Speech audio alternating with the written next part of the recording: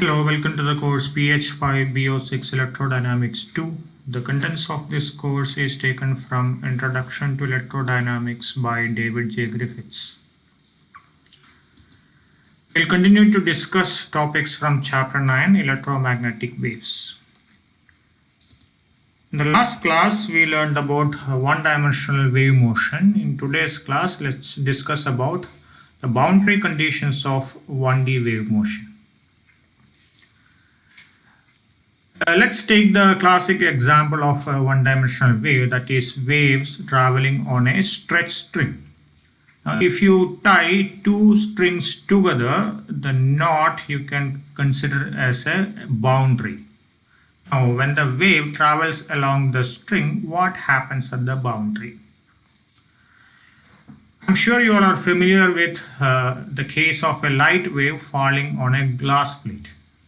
Now, if you take the surface of the glass plate as the boundary, what happens there? A part of the light is reflected and the remaining part is transmitted through the glass plate. The same thing is going to happen here at the knot or at the boundary. A part of the wave is reflected back and the remaining part is transmitted to the next string. So let's assume that the tension T is same for both the string and the mass per unit length mu is different.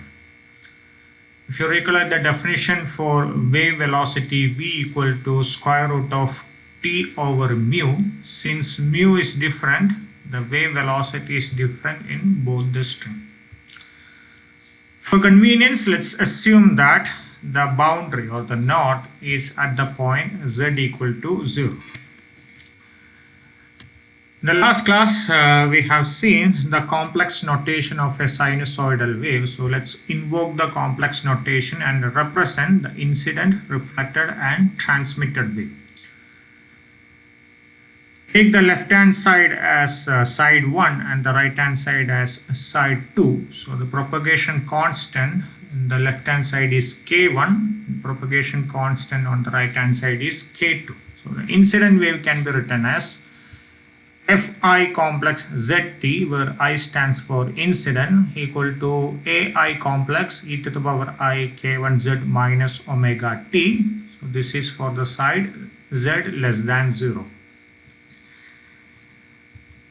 Now, when such a wave is incident at the boundary, a part of it is reflected back. So if the direction of wave propagation is towards the right, then the reflected wave will be towards the left. So you can represent the reflected wave as Fr complex Zt, where R stands for reflected, equal to Ar e to the power minus k1z minus omega t, where minus stands for propagation direction opposite to the incident direction. In the last class we said K represents the propagation of the wave. Now look at the transmitted wave. Transmitted wave is in the same direction as the incident wave, just that it is on the other side. So you can write transmitted wave Ft complex Z equal to At complex e to the power I K2Z minus omega t. So K2 stands for propagation in the other direction.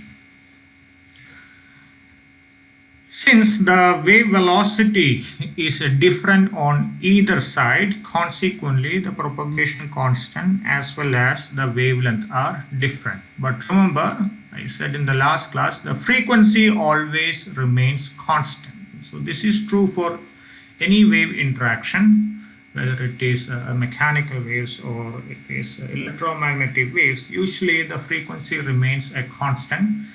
But there are situations where the frequency changes, especially in the case of light. When the intensity increases, you can have frequencies like 2 omega, 3 omega, etc. These are known as harmonic generation.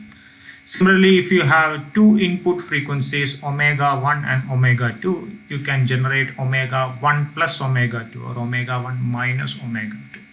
So these all are possibilities at high intensities. But usually in the normal case, frequency always remain a constant.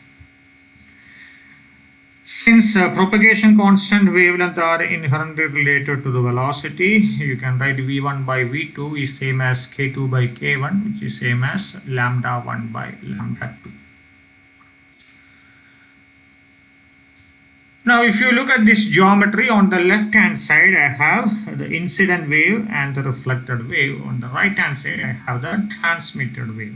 So the total wave I can write as, for the left hand side, z less than 0, wave is combination of incident wave plus reflected wave, which is a1 I complex e to the power I k1z minus omega t plus ar complex e to the power I minus k1z minus omega t. On the right hand side I have only the transmitted wave.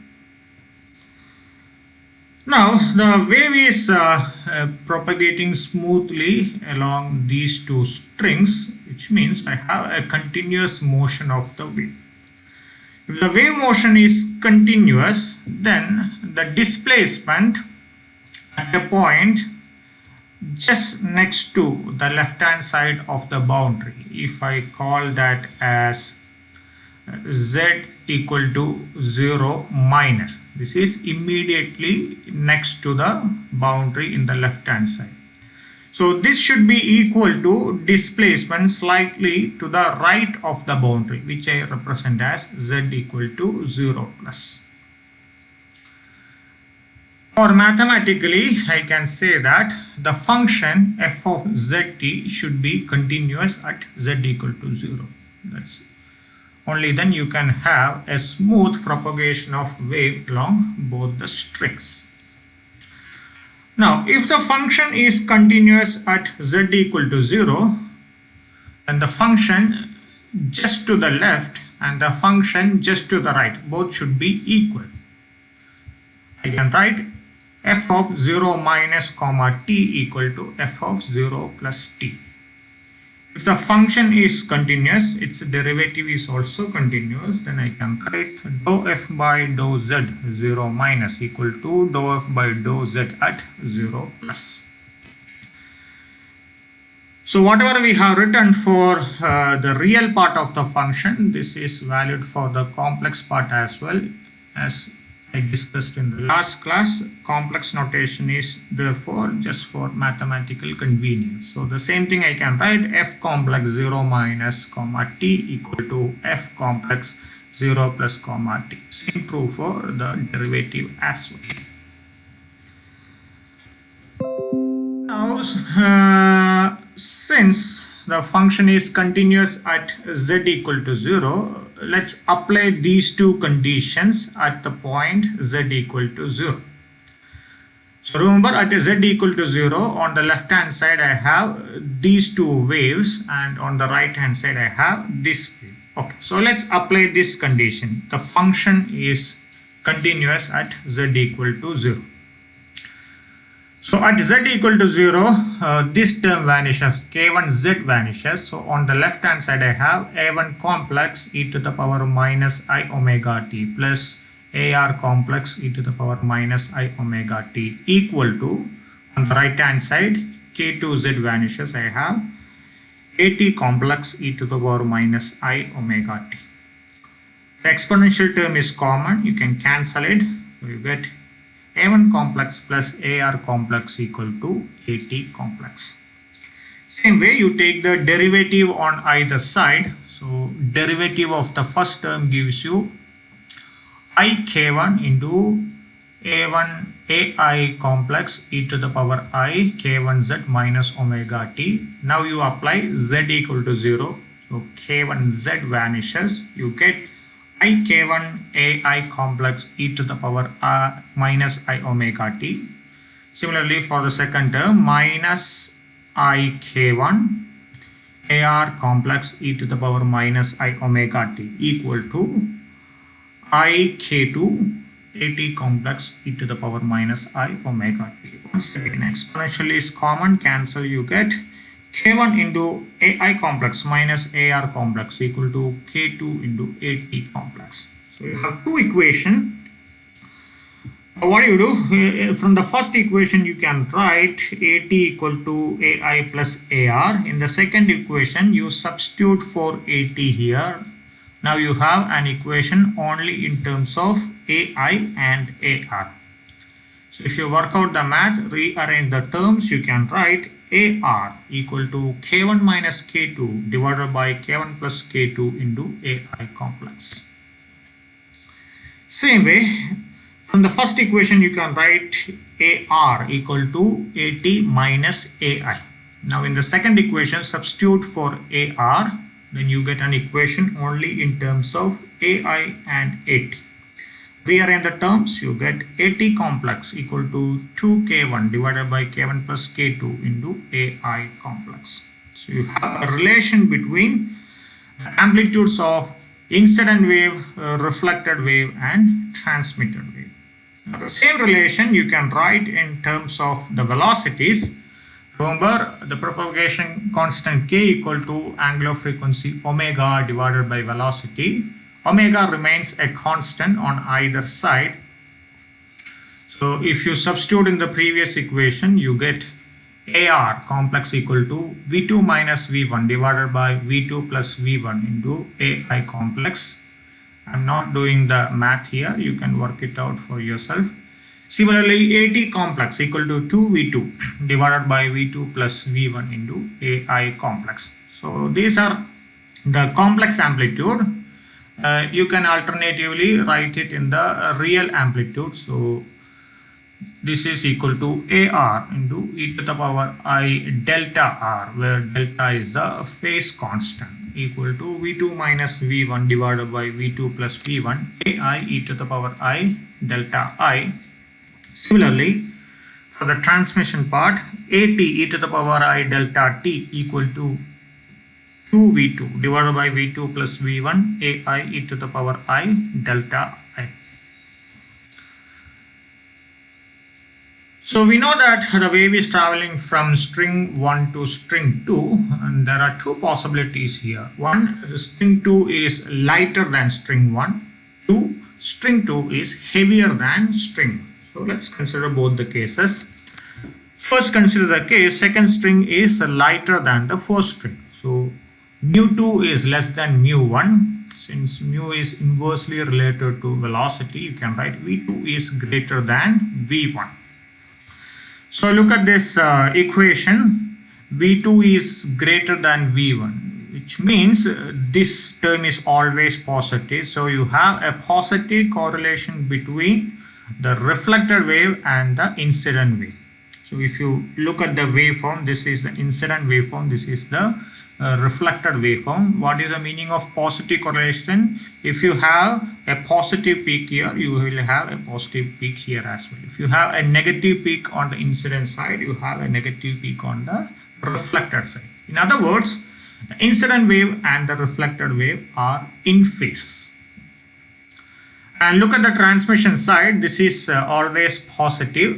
So there is always positive correlation between the transmitted wave and incident wave. They are also in phase. So incident wave, reflected wave and transmitted wave, they are in phase. Consequently, you can write the phase angle are also same. So delta R equal to delta T equal to delta I.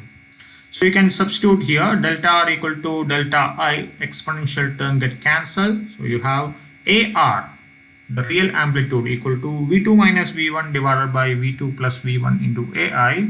Similarly, here also the exponential terms get cancelled. So AT equal to 2V2 divided by V2 plus V1 into AI. So reflected and the transmitted waves are in phase with the incident wave. Now what happens if the second string is heavier than the first one? So mu2 is greater than mu1, consequently V1 is greater than V2. So look at this equation. Is V1 is greater than V2, this term becomes negative, meaning there is a negative correlation between reflected and incident wave. Negative correlation means if you have a positive peak here, this corresponds to a negative peak here. Similarly, A negative peak here corresponds to a positive peak here. This is the negative correlation. In other words, these two are out of phase. On the other hand, look at the relation between the transmitted wave and incident wave. This is always positive, so there is a positive correlation between transmitted and incident wave. They are in phase. Now, what's the meaning of the reflected wave and incident wave being out of phase, or when one is positive, other is being negative?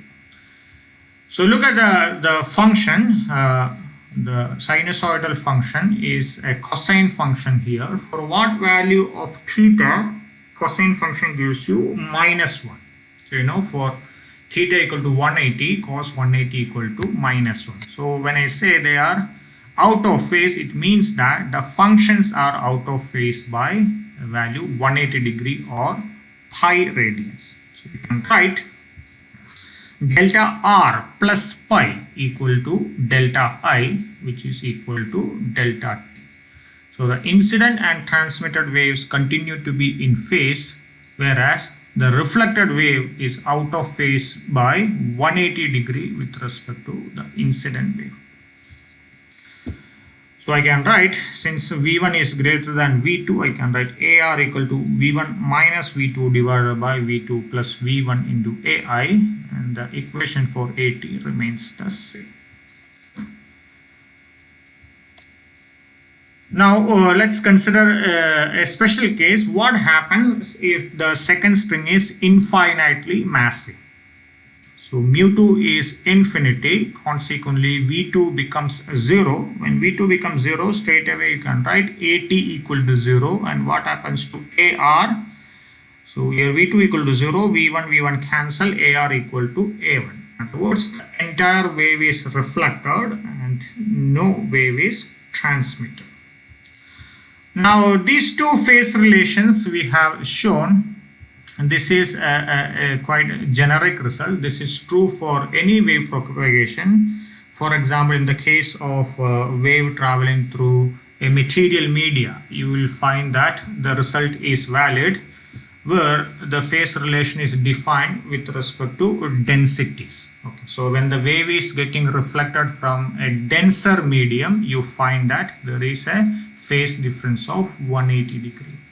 Similarly, in the case of light waves, the phase relations are defined with respect to refractive index. So you can say when the wave is getting reflected from a higher refractive index medium, the reflected wave is out of phase by 180 degree. So that's about the boundary conditions pertaining to reflections and transmission. You will learn more about this when we discuss about the electromagnetic wave propagation between two media. Finally, coming to the concept of polarization. As I discussed in the previous class, there are two types of wave motion. When a wave is propagating through a medium, the particles of the medium, they get displaced either perpendicular to the wave propagation direction. In this case, the wave is known as transverse wave, or along the wave propagation direction. This is known as longitudinal wave. So you can create a transverse wave or longitudinal wave easily taking a long spring. Now if you shake the spring at one end, you can see that a wave is propagating in the horizontal direction, but if you look at the displacement of the spring, it is in the vertical direction. So this is a transverse wave. On the other hand, if you pull the spring to one direction, so here there is a wave propagation along the horizontal direction, and the spring is also oscillating, or the spring is getting displaced along the same horizontal direction. This is a transverse wave. And throughout our discussion so far, we have mentioned about transverse wave, where displacement is perpendicular to the wave propagation. Now, polarization corresponds to the direction of displacement. Now, when I say the displacement is perpendicular, there are two options. So if I consider wave propagation along z direction, one of the perpendicular displacement could be along the x direction and other option could be along the y direction. So consequently, I can say that there are two states of polarization. The one along x-axis or the vertical axis is known as vertical polarization, which is represented as Fv complex Zt, where V stands for vertical, equal to A complex e to the power I kz minus omega t x cap. And the polarization along the horizontal axis or y-axis is Fh complex Zt, where H stands for horizontal, equal to A complex e to the power I kz minus omega t y cap. So this is the vertical polarization, this is the horizontal polarization. Now what happens if the displacement is along some arbitrary direction? So the most general case I can write the displacement F complex Zt equal to A complex e to the power I kz minus omega t n cap, where n is the direction of the oscillation, or you can say n cap is the polarization vector.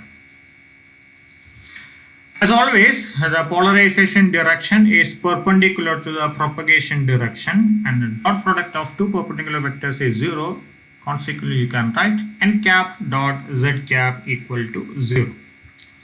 Or if theta is the angle between the polarization vector and the x-axis, you can call theta as the polarization angle.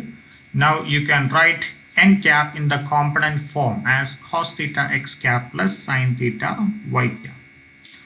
So in general, a wave of this form, a wave which is oscillating in any random direction, I can represent this as a superposition of a vertically polarized wave plus a horizontally polarized wave. So you can write F complex Zt equal to A complex cos theta e to the power I kz minus omega t x cap. This is the vertical polarization, plus A complex sin theta e to the power I kz minus omega t y cap. This is the horizontal polarization.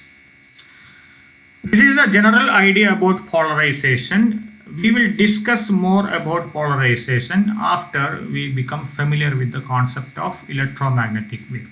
So there you will see that the polarization is characterized by the direction of electric field, and depending on the direction of electric field we have three types of polarization: linear polarization, circular polarization and elliptical polarization. So we will discuss more about that in the coming classes. Thank you.